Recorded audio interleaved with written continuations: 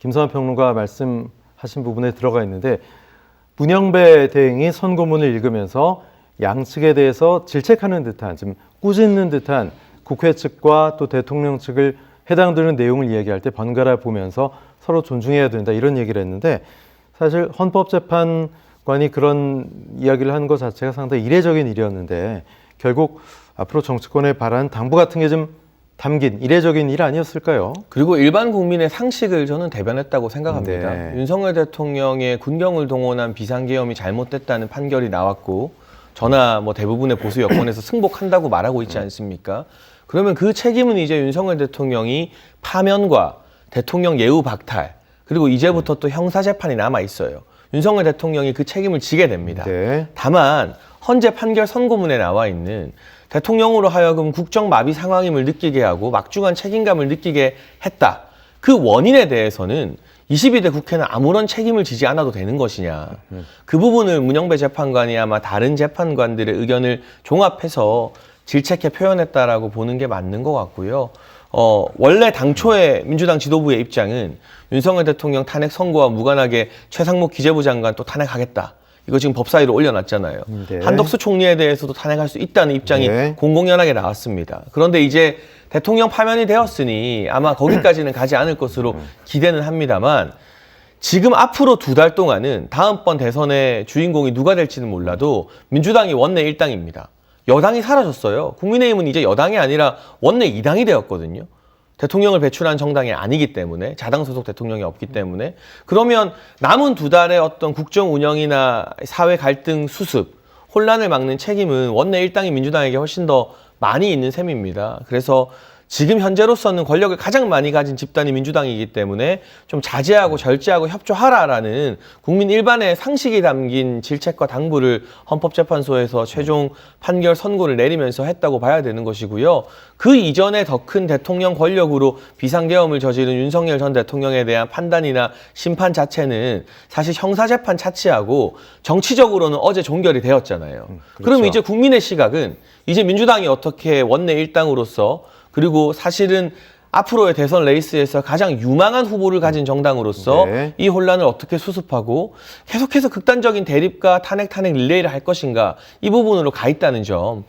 이게 단순히 헌재 재판관들만의 질책이 아니라 이제 국민 일반 상식의 시선이 윤석열 전 대통령이 아니라 민주당과 이재명 대표를 바라보고 당신들은 어떻게 이 대한민국을 이끌어갈 것이냐, 어떻게 수습할 것이냐 그 질문을 던지고 있다는 점 정치권이 좀 무겁게 받아들여야 한다고 봅니다. 좋은 말씀하셨는데요. 그런 면에서 국민의힘이 이번에 대통령 후보를 내면 안 되는 거예요.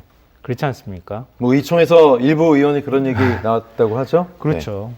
그러니까 국민의힘이 만든 대통령이잖아요. 아직도 1호 당원이 윤석열 전 대통령입니다. 그럼 국민의힘은 사실 후보 내면 안 되는 정당이 된 거예요. 그러니까 민주당의 책임을 거론하기 이전에 국민의힘 책임부터 돌아보는 게 맞다. 이 말씀 드리고요. 헌법재판소가 이제 질책을 했다 이렇게 하면은 재판관들이 우리의 판단을 좀 오해했네 이렇게 얘기할 수도 있을 것 같아요. 왜냐하면 선고 요지나 이런 것들을 접하셨으면 아시겠지만 헌법재판관들은요 기본적으로 헌법과 법률에 놓여 있는 질서가 뭔지를 먼저 생각한 거예요. 예를 들면 사실 이건 오래전부터 헌법 개정 사안이라고도 얘기하고 있는 부분인데요. 대통령도 국민이 선출하는 겁니다.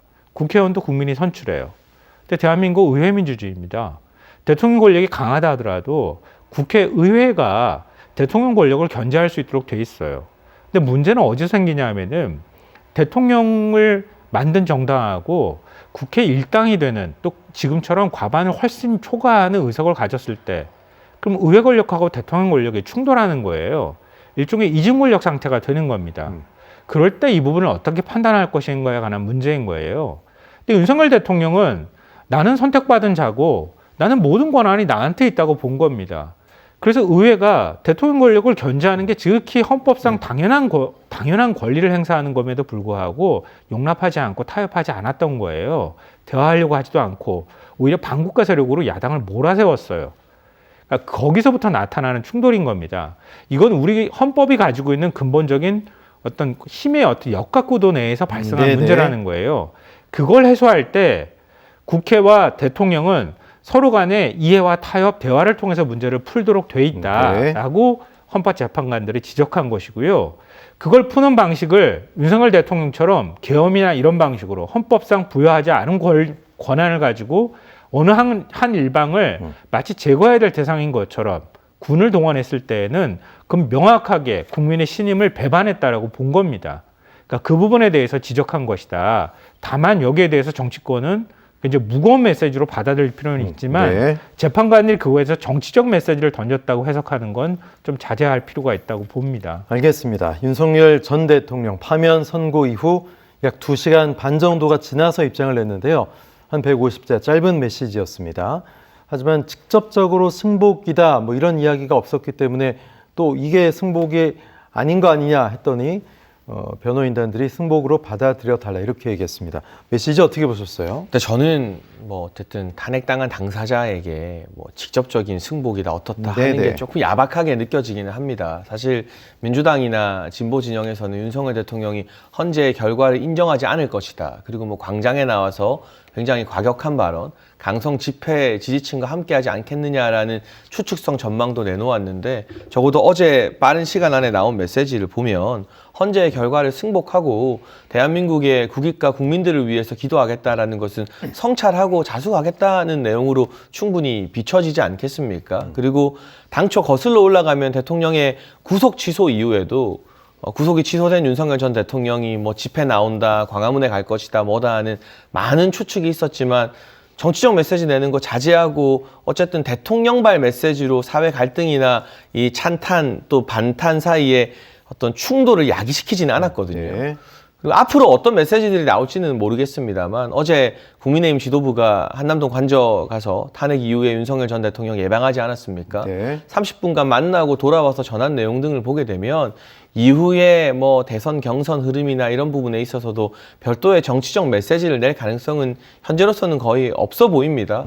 그럼 이제 윤석열 전 대통령은 본인의 책임을 다하면서 더 이상의 사회적 갈등이나 혼란을 야기시키지 않고 남은 형사 재판 절차를 성실하게 받을 것으로 현재로서는 예상되기 때문에 여기다 대고 뭐 더 뭐 승복을 하고 뭐 더 어떻게 막 이런 정치적 요구를 더 하는 게 그래도 여전히 파면의 책임은 지지만 직전까지의 여론조사를 보면 상당히 많은 국민들이 또 탄핵을 반대하고 지지를 받았던 네. 전직 대통령이기 때문에 이게 끝난 마당에 계속해서 부관 참시형 정쟁성 요구를 하는 게 사회 갈등을 좀 다독이고 국민 통합하는 데 무슨 큰 도움이 될까 싶습니다. 대통령의 메시지는 적절했다고 보세요? 어떻게 보세요? 저는 뭐 쌍권이라고도 불리죠. 권영세, 권성동 두 이제 지도부가 윤 대통령을 찾아갔을 때 윤 대통령의 대선 승리를 언급했다는 얘기 들으면서 경악했습니다. 아직도 정신을 못 차렸구나. 아직도 망상 속에서 사는 사람이구나. 왜 이런 사태가 벌어졌는지에서 전혀 성찰할 줄 모르는구나. 이런 생각을 했고요. 윤 대통령의 메시지라고 접하면서 이걸 어떻게 사과 메시지로 이해할 수 있을까? 그동안의 메시지를 이런 방식으로 냈기 때문에 대한민국이 이렇게 혼란스러웠던 거 아닌가. 정치인의 메시지는 명확해야 돼요. 사과할 거면 사과해야 되는 겁니다.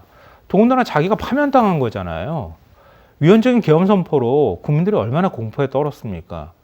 대한민국 경제는 얼마나 망가졌습니까? 지금 외교도 못하는 상황이 됐잖아요. 대한민국 민주주의가 무너질 뻔했었던 거예요. 또 그 어느 문구 안에 그런 게 들어있습니까?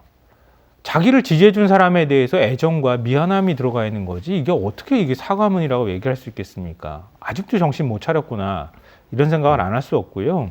전 윤석열 대통령을 안 믿습니다. 기본적으로. 그동안에 재임 기간 동안에도 너무 많은 거짓말을 했기 때문에 또 너무 많은 태도 돌변을 우리가 목격했기 때문에 윤 대통령을 믿을 수가 없고요. 지금은 석방된 상태니까 이렇게 하겠지만 전 앞으로 내란 특검이 반드시 통과돼서 가동되어야 한다고 보거든요. 왜 이런 사태가 벌어졌는지 최소한 진실 규명을 해야 한다고 보고요. 그 과정에서 또 어떤 내용이 나올지 모르겠지만 윤 대통령은 다시 지금 다른 자기 지시를 받고 감옥에 있는 사람들처럼 똑같이 수감돼서 자기의 죗값을 치르는 게 마땅하다라고 생각합니다. 네. 파면 선고가 되면서 전 대통령이 된 윤석열 전 대통령. 이제 관저를 떠나야 되는 그런 상황입니다. 퇴거 시점에 대한 명확한 규정은 없죠. 박근혜 전 대통령은 이틀 만에 떠났는데 윤 전 대통령 언제쯤 거처를 사저로 옮길까요? 주말 종일 거라고 강력하게 전망이 되고요. 왜냐하면 관저를 떠나서 사저로 돌아가는 길에 경호 문제라든가 여러 가지 절차상의 문제가 있기 때문에 평일에 하게 되면 시민들에게 좀 불편함을 끼칠 수 있잖아요. 출퇴근이 없는 주말, 이르면 오늘, 늦어도 내일 저녁 중으로는 한남동 관저를 떠나서 서초동 사저로 이동하게 될 것으로 보이고, 전직 대통령에 대한 예우가 상당 부분 다 박탈되지만 최소한의 경호는 유지가 된다고 합니다. 그리고 이 서초동 사저에서는 한남동 관저가 완비되기 전에 이미 대통령 경호처가 경호를 수행했던 이력이 있기 때문에 경호 동선을 마련하는 것이나 이런 부분 등이 상대적으로 수월할 것 같습니다. 다만 서초동 사저가 많은 분들이 함께 공동 생활하는 일종의 아파트 형식의 주거 공간이기 때문에 주민들에게 불편 끼칠 것을 고려하면 일정 기간 서초동 사저에 머물다가 좀 독립된 공간으로 거처를 옮길 수도 있겠다는 전망도 나오는데, 지금으로서는 박근혜 전 대통령이나 이명박 전 대통령처럼 단독 주택 형태의 사저가 따로 마련된 것은 아니기 때문에 오늘 내일 중으로 서초동으로 이동할 거라고 다들 관측하고 있는 상황입니다. 네, 윤 전 대통령 파면된 이제 일반인 신분이 됐기 때문에 불소추 특권도 없어졌죠.